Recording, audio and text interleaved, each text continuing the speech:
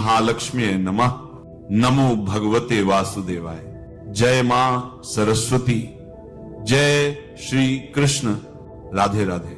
पौष मास कृष्ण पक्ष सफला एकादशी की ढेरों शुभकामनाएं। आज हम बात करेंगे कि जो आने वाली एकादशी है वह किस दिन है, व्रत किस दिन किया जाएगा, 14 तारीख को करें या 15 तारीख को करें, सूर्य के मुख से एकादशी किस दिन है, द्वादशी युक्त जो श्रेष्ठ व्रत होता है वह किस दिन है, इस एकादशी का व्रत करना क्यों चाहिए, कैसे करना चाहिए। आप जानते हैं यह एकादशी 5000 वर्ष तक लगातार तप करने से जो फल मिलता है वो एक अकेली इस एकादशी के करने से मिल जाता है। जो भी दर्शक हमारी सनातन धर्म की वीडियो पहली बार देख रहे हैं उनसे निवेदन है, अपना धर्म चैनल को सब्सक्राइब जरूर कर लें। इससे मुझे भी पता चलता है कि आप हमारी बातों को सुनते और पसंद करते हैं और मैं आपके लिए और भी सुंदर धर्म संबंधित वीडियो लाता रहूं।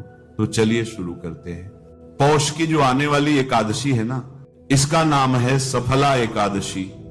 यह आपके जीवन में अनेकों प्रकार की सफलता लेकर आती है। यह आपके जीवन में अनेकों प्रकार के पुण्य फल लेकर आती है। अगर आप इसका व्रत करते हैं तो यह एकादशी आपके जीवन के सभी संकटों का नाश कर देती है। आज में हम आपके लिए सफला एकादशी की व्रत कथा लेकर आए हैं। एक समय की बात है जब महाराज युधिष्ठिर भगवान श्री कृष्ण से अत्यंत महत्वपूर्ण प्रश्न पूछते हैं। जनार्दन, पौष मास के कृष्ण पक्ष में कौन सी एकादशी आती है और किस प्रकार इसका पालन करना चाहिए, कृपा इस बारे में मुझे बताएं। युधिष्ठिर महाराज की बात सुनकर भगवान केशव बोले, हे धर्मराज, पौष मास के कृष्ण पक्ष में आने वाली एकादशी का नाम सफला एकादशी है। इस एकादशी के दिन भक्तों को भगवान नारायण के विग्रह की पूजा अर्चना करनी चाहिए। मैं आपको सफला एकादशी की पौराणिक कथा सुनाता हूं, ध्यानपूर्वक सुनिए।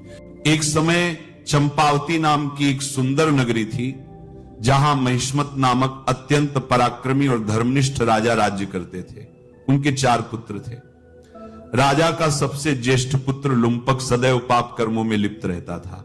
स्त्री दुराचार, जुआ खेलना, ब्राह्मण और शास्त्रों का अपमान करना, वैष्णव की निंदा करना उसके लिए सामान्य कार्य थे। उसके इन पाप कर्मों का असर राज्य पर पड़ने लगा। एक दिन राजा महिष्मत ने उसे अपने राज्य से निष्कासित कर दिया। लुम्पक राज्य के बाहर के एक जंगल में रहने लगा, लेकिन अभी भी उसकी पाप में प्रवृत्ति में कोई कमी नहीं आई। वह दिन में जंगल के प्राणियों का शिकार करता और उनके मांस का भक्षण करता था और रात्रि के समय नगर में जाकर लूटपाट करता था। अनेक बार लोगों ने उसे चोरी और लूटपाट करते पकड़ा भी था, लेकिन लुम्पक के पाप कर्मों का अंत नहीं हुआ। वह जंगल में एक अति प्राचीन विशाल भगवान श्री हरि के प्रिय पीपल के पेड़ के नीचे रहता था। इस प्रकार काफी समय बीत गया। आखिरकार उसके जीवन के परिवर्तन का समय आ ही गया। एक दिन सहसा की ठंड के कारण वह सारी रात सो नहीं पाया। शीतलहरों से बचने के लिए उसके पास पर्याप्त वस्त्र नहीं थे। पौष कृष्ण पक्ष की दशमी के दिन वह सारी रात जागता रहा। ठंड की वजह से उसका शरीर शिथिल हो गया और वह मूर्छित हो गया। अगले दिन एकादशी के मध्याह्न के सूर्य की गर्मी पाकर उसकी मूर्छा दूर हुई। गिरता पड़ता वह भोजन की तलाश में निकला। पशुओं को मारने में असमर्थ था, अतः पेड़ के नीचे गिरे हुए फल उठाकर वह वापस उसी पीपल के वृक्ष के नीचे आ गया। उस शक्ति हो गई है, अब ये फल आप ही को अर्पण है, इन फलों से आप ही तृप्त हो जाइए। उस रात्रि भी ठंड के कारण वह सारी रात जागता रहा और भगवान का स्मरण करता रहा। इस प्रकार अन्न जाने में उसका एकादशी के व्रत का पालन हो गया। अन्न जाने में की गई इस तपस्या से भगवान प्रसन्न हो गए। अगले दिन सूर्य उदय होते ही एक सफेद तेजस्वी घोड़ा लुम्पक के पास आकर खड़ा हो गया। उसी क्षण एक आकाशवाणी हुई, हे वत्स, ये घोड़ा तुम्हारे लिए आया है। भगवान नारायण की असीम कृपा और सफल एकादशी का नियम पूर्वक पालन करने के कारण तुम्हारे समस्त पाप नष्ट हो गए। अब तुम इस घोड़े पर सवार होकर अपने पिता के पास अपने नगर में वापस चले जाओ। तुम्हारा राज्य तुम्हें वापस पाप नष्ट हो गए मिल जाएगा।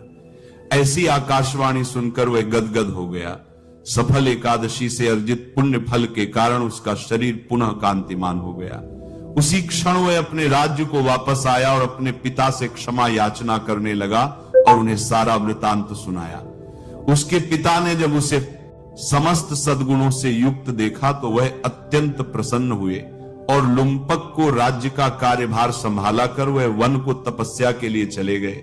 इस प्रकार लुम्पक ने अपने राजकुमार होने के सभी दायित्वों को निभाया। अपने पिता के पदचिन्हों का अनुसरण करते हुए वह अपने देह को त्यागने के बाद वैकुंठ लोक को प्राप्त हुआ। कथा समाप्त करते हुए भगवान श्री कृष्ण कहते हैं, हे राजन, जो व्यक्ति सफला एकादशी की इस कथा का श्रवण या पाठन करते हैं उन्हें राजसूय यज्ञ का पुण्य फल प्राप्त होता है, उनके समस्त कष्ट नष्ट हो जाते हैं और अंत में वैकुंठ को वे प्राप्त करते हैं। जय श्री हरि विष्णु। भगवान कृष्ण कहते हैं कि जो इस एकादशी का व्रत करता है उसके सभी पाप नष्ट हो जाते हैं और उसे सुख, संपत्ति, धन सब कुछ जीवन में प्राप्त होता है और अंत समय आने पर वह भगवान के धाम को प्राप्त करता है। यह महिमा है इस आने वाली एकादशी, सफला एकादशी की। कहते हैं कि इस एकादशी का व्रत 5000 वर्ष तक तप करने से जो फल मिलता है उतना फल यह एकादशी का व्रत दे देता है। तो इसीलिए इस एकादशी का व्रत आपको अवश्य ही करना चाहिए। यह भगवान विष्णु को प्रिय एकादशी है। भगवान कहते हैं कि मैं बड़े से बड़े दान से प्रसन्न नहीं होता जितना मैं एकादशी के व्रत से होता हूं। तो अब बात करते हैं कि इस